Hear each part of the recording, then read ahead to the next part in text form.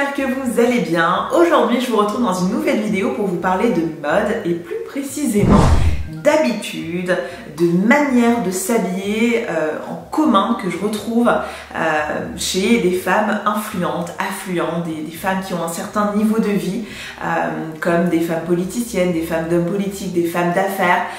Voilà, vous allez peut-être vous demander pourquoi est-ce que je m'intéresse à ce profil de femmes. Et bien tout simplement parce que j'aime leur style de vie, mais j'aime aussi beaucoup et surtout l'image qu'elles dégagent. Et je tends vers un style d'image comme ça, un peu plus chic et élégant. Donc j'ai fait ma petite étude, j'ai fait ma petite analyse et j'ai relevé comme ça 10 habitudes, 10 manières de s'habiller qui toujours leur permettent d'avoir une allure très chic et élégante. Et puis voilà, j'espère en tout cas que ça va vous plaire. Moi qui suis là pour vous aider à devenir la meilleure version de vous-même, et bien je trouve que l'image est importante en termes de développement personnel. Donc c'est pour ça que je fais cette vidéo. Si vous aussi vous avez envie de soigner votre image et si vous aussi vous avez envie de développer une image un peu plus et un style un peu plus chic et élégant, alors cette vidéo elle est faite pour vous. Première habitude que j'ai relevée, c'est qu'elles accordent beaucoup d'importance à la qualité de leurs pièces. Plus que la quantité, c'est la qualité qui compte. Donc, elles vont faire attention notamment aux matières et aux finitions de leurs pièces. Excite les pièces aux matières type les pièces remplies de polyester ou d'élastane. Là, on est plutôt sur un choix de matières nobles comme la soie, le cachemire, la laine ou des matières naturelles comme le lin, le coton, mais vraiment des belles matières. Et pour repérer une belle matière, il faut surtout ne pas hésiter à la toucher. D'ailleurs, c'est une petite astuce de shopping en même temps que je vous donne, mais n'hésitez pas toujours à toucher la matière de la pièce parce que une matière qui au toucher est qualitative, et bien au visuel l'est aussi. En évoquant les belles matières, j'avais très envie de vous représenter la marque Lily Silk avec laquelle j'ai déjà collaboré et qui est une marque qui rencontre un grand succès. Elle est vraiment très connue, même les stars, les célébrités portent leurs pièces. La dernière fois, il me semble, j'avais vu une story de Gwyneth Paltrow en train de porter un pyjama Lily Silk. C'est une marque qui est vraiment très connue pour la qualité de ses produits. Tout est fait à base de soie de mûrier plus précisément. Donc sur leur site, vous avez des blouses, des chemises, des blazers, des robes. Voilà, côté mode, ils sont quand même assez bien développés. Et puis aussi, vous avez du linge de lit, des housses de couette, des thés d'oreiller aussi. Et je trouve que ça d'ailleurs, ça peut être un très beau cadeau de Noël à offrir.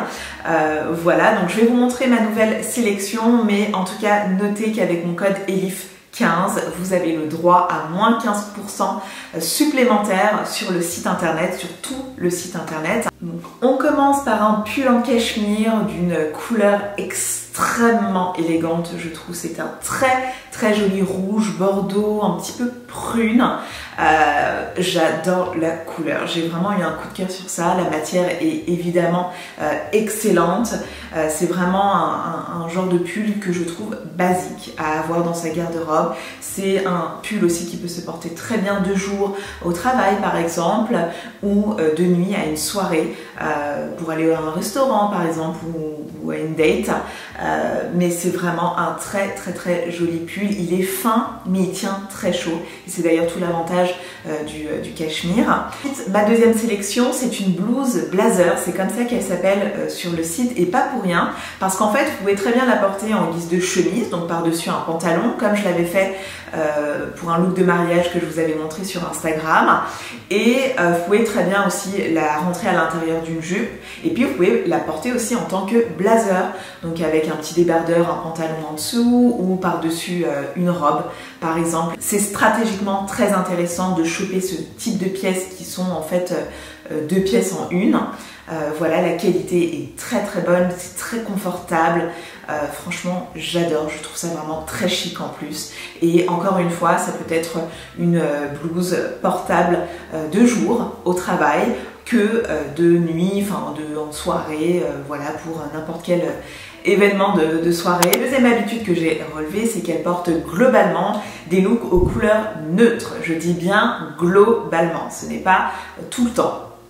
Alors, ça c'est d'ailleurs je trouve une bonne technique pour toujours avoir un style sobre et élégant, mais c'est d'opter pour des tons neutres, du blanc, du beige, du marron foncé, du bleu marine, du noir, du gris, du vert foncé, donc la palette elle est quand même assez large. Ce sont des couleurs je trouve très intéressantes parce qu'elles ne sont pas trop tape à l'œil et ce profil de femme, elles ont toujours une forme en fait de retenue, de discrétion. Ce sont des couleurs aussi que l'on peut porter et reporter sans s'enlacer, et puis ce sont des couleurs aussi qui s'associent facilement à d'autres teintes. Donc d'un point de vue stratégique, c'est hyper intéressant. Vous ne verrez pas par exemple une femme chic et élégante porter un top jaune fluo, des couleurs néon comme ça non, ce n'est pas possible. Mais elles peuvent porter des couleurs, ça il n'y a pas de problème. Attention, je ne suis pas en train de dire que vous n'êtes pas chic avec des couleurs, absolument pas. Mais il y a toujours en fait un ton de couleur à privilégier, enfin je veux dire, il faut vraiment bien analyser le ton de couleur pour qu'il ne soit pas trop flashy, et puis aussi il faut équilibrer les couleurs dans votre look. C'est-à-dire que si vous portez un top rouge assez clinquant, un rouge un peu orange sanguine, et bien dans ce cas-là, vous allez au niveau du bas opter pour une couleur un peu neutre. Donc tout est aussi une question d'équilibre. Troisième habitude que je relève, c'est qu'elles connaissent leur morphologie, elles connaissent et elles maîtrisent leur corps, elles s'habillent en fonction de ça, et du coup elles savent se mettre en avant aussi par rapport à ça, et leurs choix vestimentaires du coup se font par rapport à leur corps, et ça je trouve que c'est hyper important. Je vais vous expliquer pourquoi après, mais voilà, en tout cas chez elles tout fit parfaitement, tout match avec leur corps. Elles vont pas hésiter par exemple aussi à faire des petites retouches.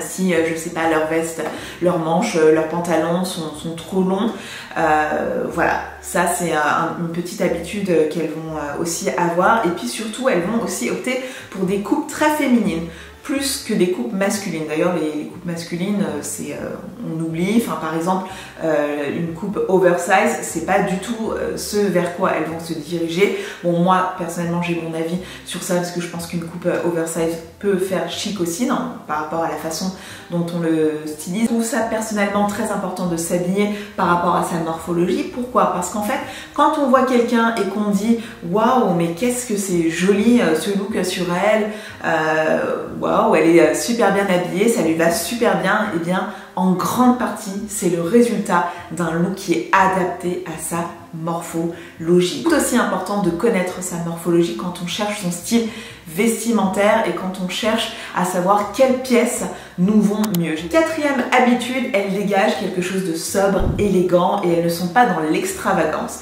Je ne sais pas si vous connaissez l'expression anglaise less is more, mais voilà, ça je pense que c'est un petit peu la devise d'une femme chic et élégante. Elles en font pas de trop, elles ne sont pas too much. Elles sont jamais surchargées, surhabillées, voilà, c'est pas je porte la grosse ceinture avec le gros collier, la coupe extravagante, le maquillage très coloré. Non, non, c'est pas du tout ça leur façon de faire, leur façon de se comporter. Bien au contraire, elles sont plutôt dans une forme de sobriété, de discrétion, d'élégance, de classe et d'équilibre. Cinquième habitude, elles ont toujours une image propre et soignée. Alors ça c'est vraiment aussi quelque chose que j'ai relevé, c'est qu'en fait elles sont toujours très propres sur elles. Leurs vêtements n'ont pas de taches, il n'y a pas de trous, c'est toujours hyper clean, il n'y a pas de bouloches, de poussière, et puis c'est surtout aussi toujours bien repassé. Ça je trouve que c'est hyper important d'avoir des vêtements repassés, parce qu'une pièce qui n'est pas repassée, c'est une pièce qui ne se voit pas, pour moi en tout cas, elle ne montre pas son potentiel. Au contraire, c'est limite, voilà, elle n'est pas mise en avant, tout simplement. Donc je ne dis pas que 365 jours de l'année on a une image parfaite, hyper clean, pas du tout, mais il faut développer, je trouve, ce genre d'habitude, de comportement pour voilà, être propre sur nous-mêmes et dégager une apparence soignée. Sixième habitude que j'ai relevée, c'est qu'elle s'habille toujours en fonction des circonstances. Effectivement, elles s'habillent en fonction de l'activité qu'elles vont faire et de la circonstance dans laquelle elles vont être présentes. Par exemple, quand elles font du sport, elles mettent une tenue de sport et la tenue de sport, elle est uniquement portée pour une activité physique. Quand elles font de la randonnée, elles vont porter des chaussures de randonnée. Quand elles vont faire du cheval, elles vont avoir un look un peu au style équestre. Quand elles vont à une soirée chic, elles vont porter une tenue chic. Mais tout est en fonction de ce qu'elles vont faire, tout simplement. Et ça, je trouve que c'est pas mal parce que ça montre une forme de je m'adapte à la circonstance aussi. Et ça, je trouve que voilà, c'est important et c'est limite même parfois une forme de respect. D'ailleurs, même à la maison, elles vont rester élégantes. C'est pas un laisser-aller, vous voyez, c'est pas parce qu'on est à la maison qu'on va rester en pyjama Mickey ou quoi aux caisses. Non, non, on va essayer d'avoir une tenue confortable, mais qui soit dans une belle matière ou qui ait dans sa coupe une forme d'élégance. Septième habitude, elle ne porte pas de marque apparente. C'est ce point. En fait, elle ne porte pas de marque très clinquante, de pièces avec des logos imprimés en gros ou à répétition. Non. Encore une fois, elles sont plutôt dans une forme de sobriété et de discrétion. Vous voyez, on est un peu dans la retenue. Alors, quand on est une vraie fashionista, évidemment, il y a certaines pièces qu'elle porte qu'on reconnaît, on sait de quelle marque ça provient, mais vous voyez, c'est pas des femmes qui vont porter en gros le logo Dior, Louis Vuitton, etc. Et quand bien même il y a une pièce qui se voit un petit peu plus, eh bien elles vont essayer de rééquilibrer le tout avec des pièces plus minimalistes. Huitième habitude, elles accordent de l'importance aux accessoires. C'est très souvent en fait les accessoires qui vont donner un petit coup de peps à leur tenue, qui vont la relever. C'est d'ailleurs tout l'objet d'un accessoire, mais voilà, elles aiment avoir de beaux sacs à main, porter de belles ceintures, de beaux bijoux, des beaux accessoires pour la tête ou pour les cheveux. Et voilà, c'est vrai que c'est quelque chose qui fait la différence en fait dans leur look. C'est pas mal, je trouve, les ceintures et les sacs à main chez elles qui sont les objets phares. Et d'ailleurs, avec le temps et avec l'expérience aussi, l'expérience de m'habiller, je me suis rendu compte que les sacs à main, c'est vraiment un accessoire qui peut faire la différence dans un look et c'est vraiment l'accessoire qui peut faire tout de suite chic et classe en fait. Et je trouve que c'est mieux d'avoir 3-4 sacs à main assez basiques, de bonne qualité, qui durent dans le temps, quitte à les payer un peu plus cher au départ, plutôt que d'avoir 20 sacs à main pas très jolis et surtout de mauvaise qualité. C'est toujours, il faut privilégier la qualité à la quantité. D'ailleurs, en vous parlant de sac à main de qualité, j'avais très envie de vous montrer mon petit nouveau dans ma collection. Et celui-ci, alors il vient du site Teddy Blake New York. C'est une marque avec laquelle j'ai déjà collaboré et qui fait des sacs à main vraiment d'excellente qualité. C'est du vrai cuir, ce sont fabriqués dans les mêmes usines que les marques de luxe, dans les mêmes conditions. C'est juste qu'en fait, étant donné qu'ils investissent beaucoup moins en termes de marketing et de branding, eh bien leurs coûts sont moins élevés et leurs prix aussi sont moins élevés, mais ce sont vraiment des très jolis sacs à main avec une finition mais irréprochable en fait. Pour moi c'est dingue, je suis vraiment impressionnée. Donc ça c'est mon deuxième sac à main et je voulais vous remontrer d'ailleurs aussi le premier sac à main que j'avais reçu de leur collection, comme ceci.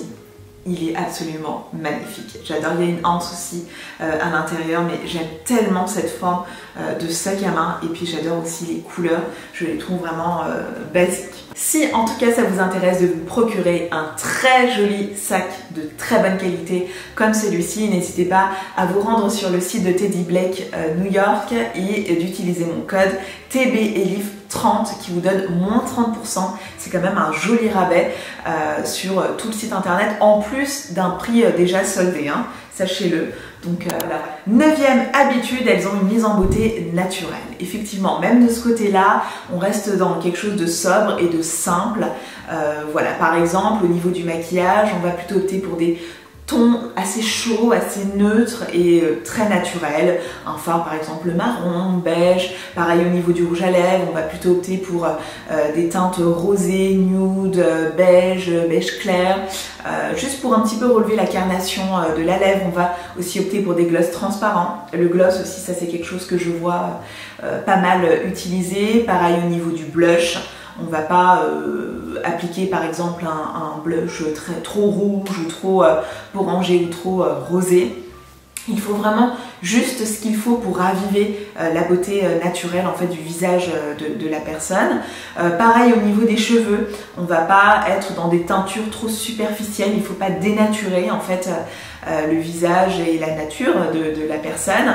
Et même au niveau des coupes, on va plutôt rester sur des coupes assez simples, pas qui font too much, exemple les boucles à l'anglaise. Non, on est plutôt en général sur un brushing assez lisse, sur un chignon bas un peu coiffé décoiffé, ou sur des ondulations comme ça assez naturelles. Pareil au niveau du vernis et des ongles, c'est toujours bien coupé, etc. Et puis on opte pour des couleurs, des teintes assez nude, transparentes, beige, un petit peu rosé. Voilà, elles font aussi pas mal de French manicure, mais vous voyez la French manicure au trait fin, pas la French au trait qui fait 3 cm, enfin le trait blanc quand il est hyper large. Non, ça c'est pas du tout... c'est pas du tout élégant et joli. Dernier point, au niveau de la peau aussi, elles ont toujours une peau bien hydratée, il n'y a pas la peau qui pèle, les lèvres gercées, etc. Voilà, tout ça, ce sont des petits détails qui donnent une image, une apparence très clean, tout en étant dans la simplicité et dans le naturel. 10e et dernière habitude, elles ont confiance en elles et en leur image. Ça, c'est super important. Depuis tout à l'heure, on parle des techniques un peu plus liées à la mode, mais là, c'est quelque chose aussi de très important. C'est d'avoir cette assurance-là, d'avoir oui, cette confiance en fait en vous et en votre look et en votre image. Et ça, c'est vraiment ce qu'elle dégage. Parce que si vous portez un super joli look, mais que vous avez la tête baissée comme ça tout au long, vous êtes tout timide, limite le look, on va même pas le voir. Donc il y a l'attitude et le comportement qui doit aller avec. C'est hyper important et ça vous aide aussi déjà, je trouve, à avoir plus confiance en vous, et ça vous aide aussi, ça contribue en tout cas à dégager cette image de femme voilà, élégante, qui a confiance en elle, qui a cette assurance-là. Voilà les filles, cette vidéo est terminée, j'espère vraiment qu'elle vous aura plu. N'hésitez pas à me mettre un pouce en l'air si c'est le cas. Je vous invite aussi à me rejoindre sur les réseaux sociaux, tous les liens sont dans la barre d'informations. Et quant à moi, je vous retrouve dans une prochaine vidéo. Je vous envoie plein d'amour, je vous fais plein de gros bisous et je vous dis à très bientôt.